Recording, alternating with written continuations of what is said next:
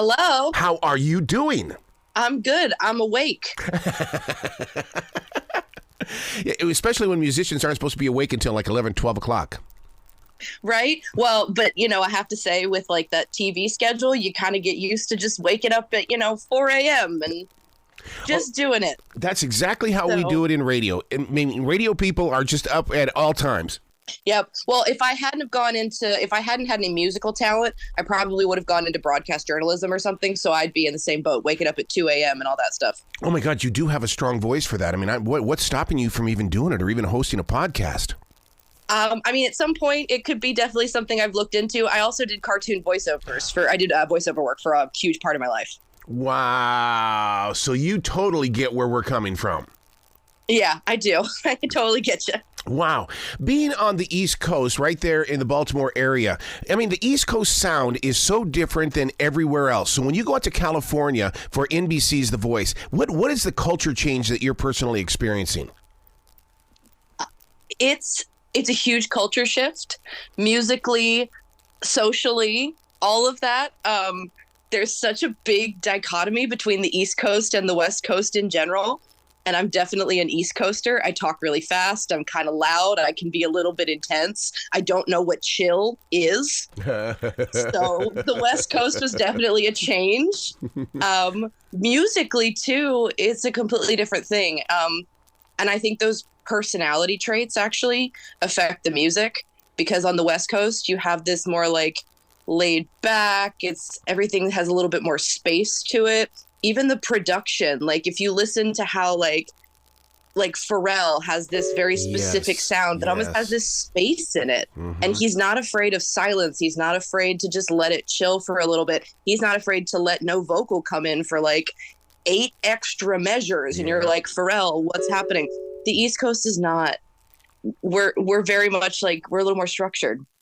And yeah, you'll have a solo, you'll have a guitar solo, but there's structure to it.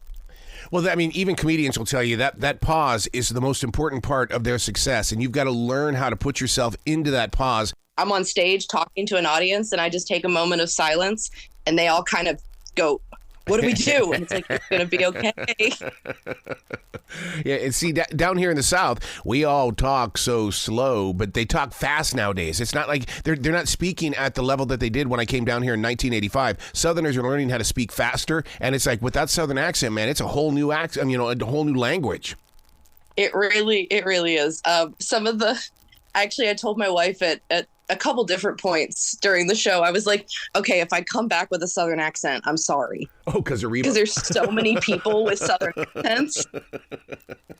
So I found myself picking up on a very specific Kentucky accent. Yes.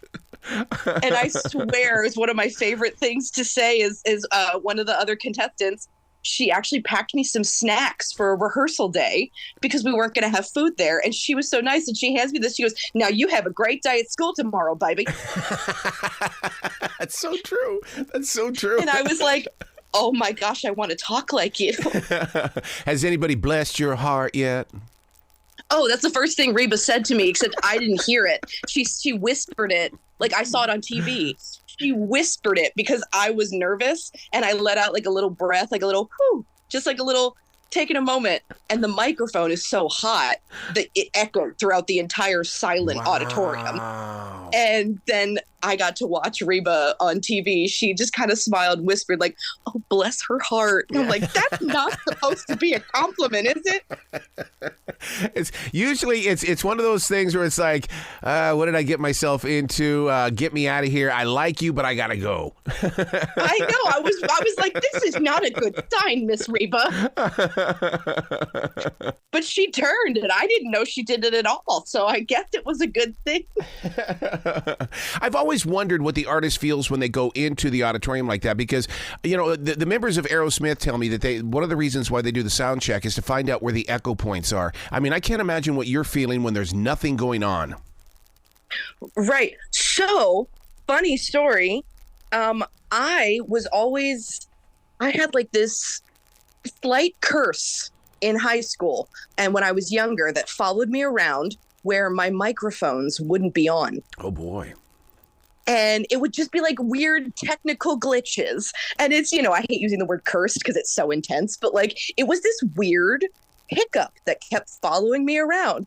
And so at 34 years old, I'm going on the Voice stage, and I thought, I'll be damned if that microphone is off. So when I breathed out and I let out that little whew, I was also kind of just hoping maybe the microphone would be on. So it was actually really like validating to be like, okay, the microphone is on. Just making sure I can sing my song now.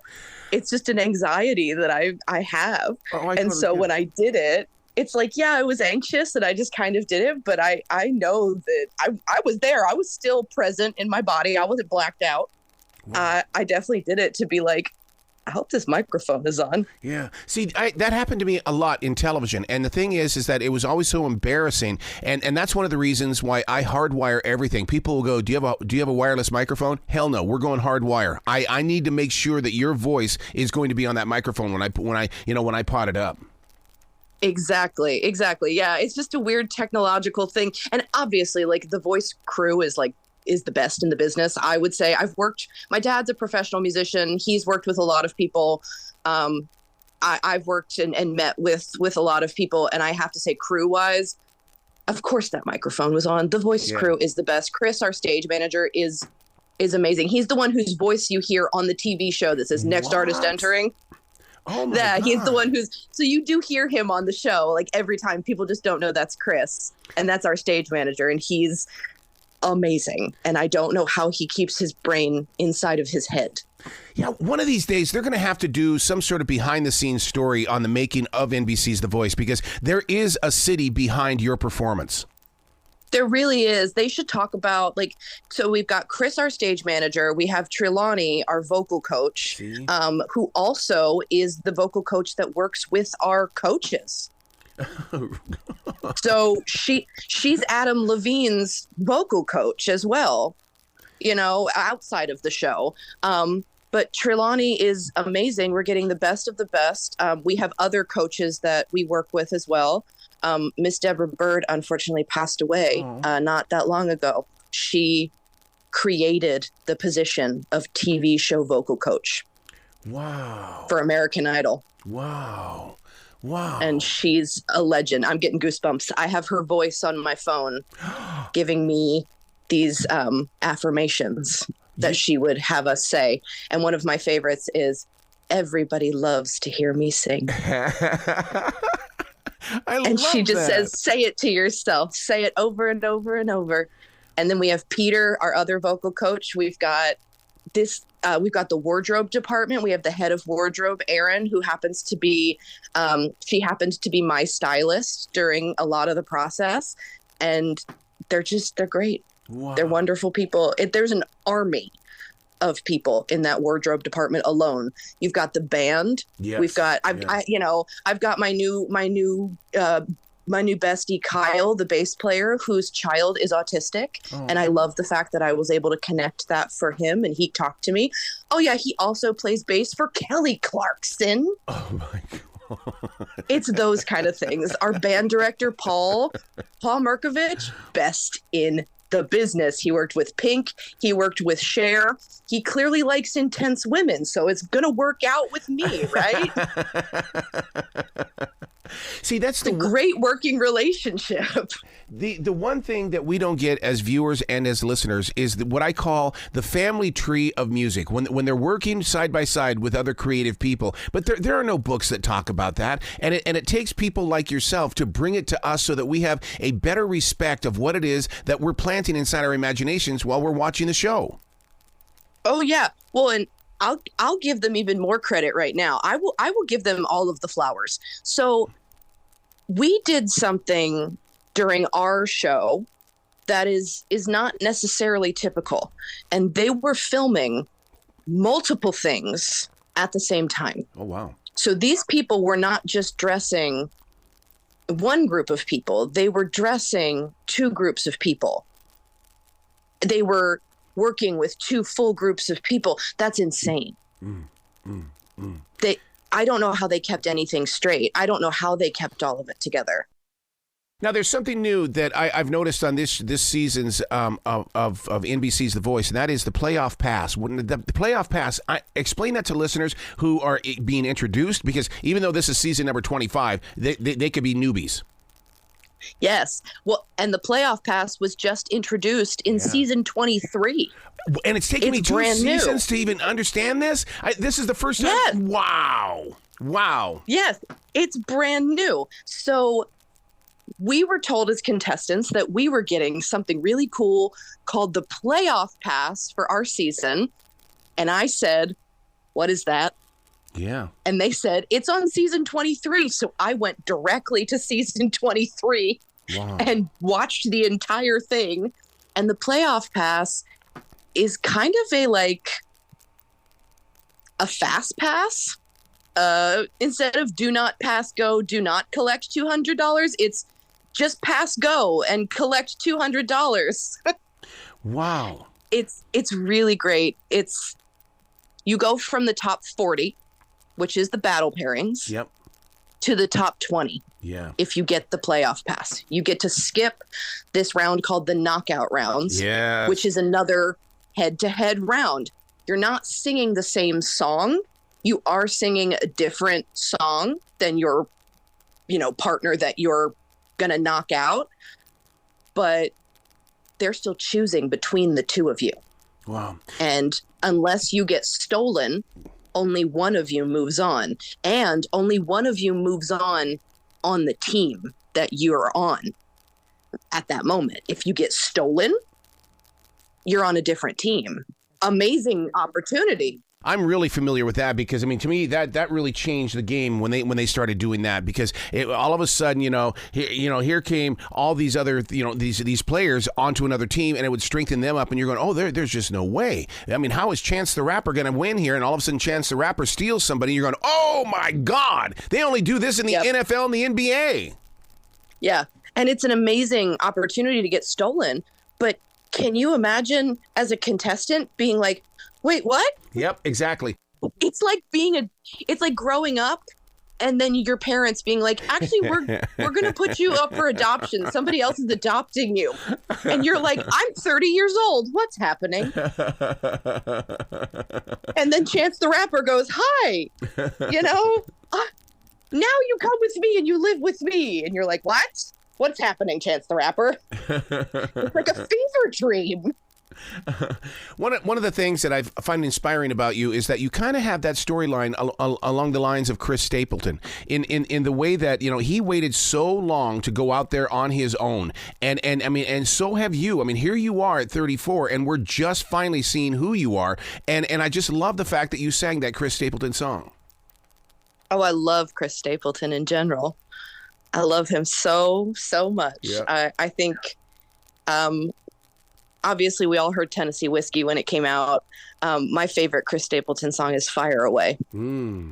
It gives me goosebumps every single time, and it's probably one of the most heartbreaking songs I've ever heard. But that's also something I do. So maybe that's just, that kind of whatever's going on in my brain sees what's going on in his songwriter brain with that song. Yeah. Just feels connected. Okay, because we're in a world of Post Malone.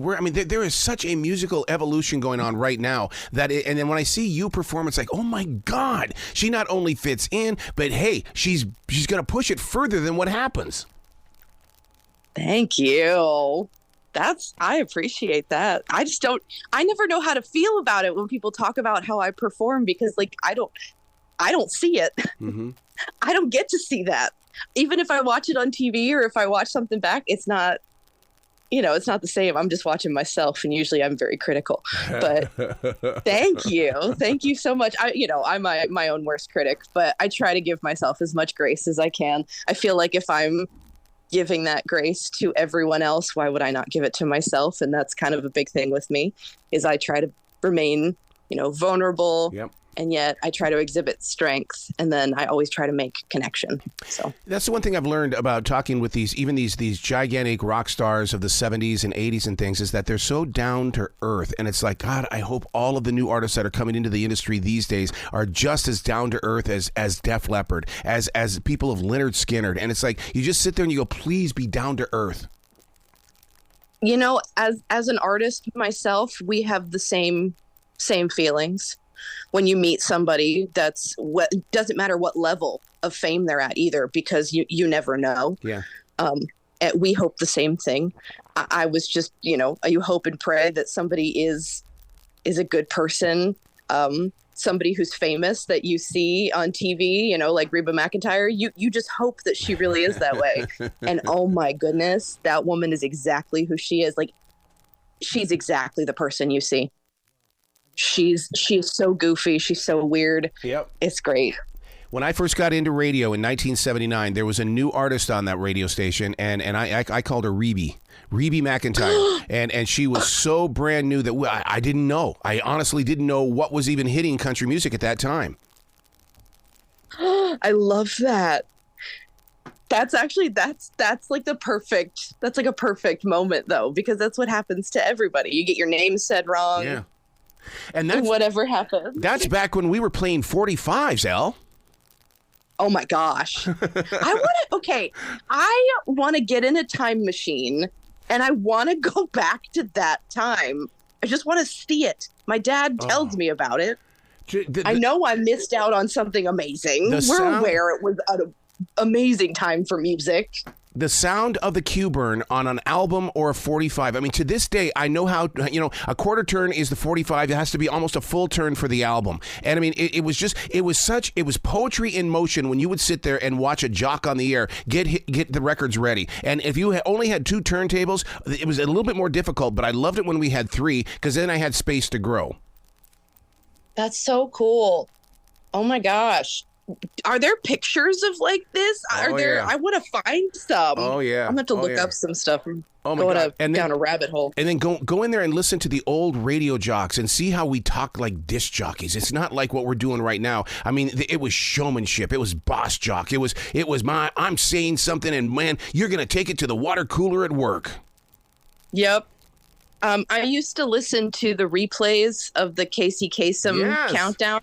Hello they again. Would put that I'm on Casey every single Kasem night, from and American I was Top 40. A bartender. Yeah. So every single night they would just put it on super late, and I was a bartender. So on my drive home and as a musician, super late gigs, I would just put that on, and it was just kind of like a nice routine every single night. But it's funny that you talked about the like old rock stars of the 70s and the 80s. I worked at a concert venue as the bartender for 9 years. I've met a lot of those rock stars.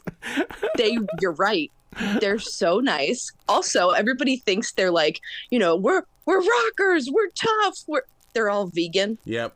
They would always need like a Vitamix for their like kale smoothies. Everything was very specific. They always had like the diffusers for lavender or mint or whatever smell to calm themselves down. Like, they were so great. The guys from Night Ranger got to know me. Yes. And they would come out, and I have a bald head, so it turned into a thing when they would walk to the stage. They would rub my head before they'd go on. Absolutely. Yeah. I saw Lou Gramm from Foreigner perform, and I froze in the front row. Of course. This lady was ordering a martini, and I had the front row, and all of a sudden the piano starts bum, bum, bum.